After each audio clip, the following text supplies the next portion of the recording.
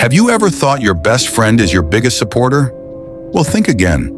Most of us grow up believing that friends are loyal. They laugh with us, they share our secrets, and they are always there in times of need.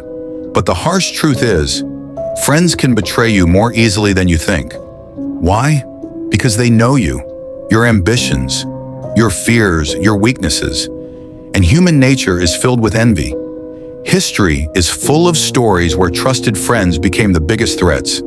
Take Julius Caesar and Brutus, a trusted friend, standing close, only to betray Caesar at the height of his power.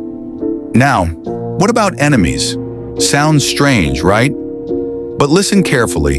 An enemy turned ally becomes far more useful than a friend. Why?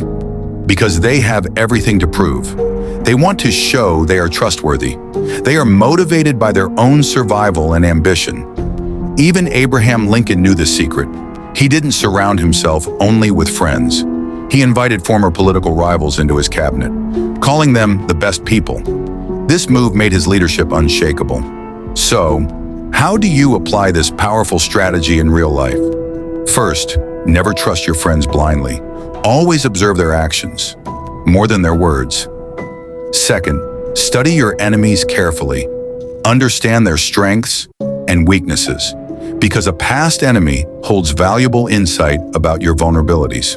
Third, convert strategically.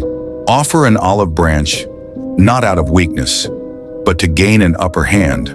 But always remember, never reveal all your cards. Keep your enemies slightly off balance. Let them prove themselves again and again.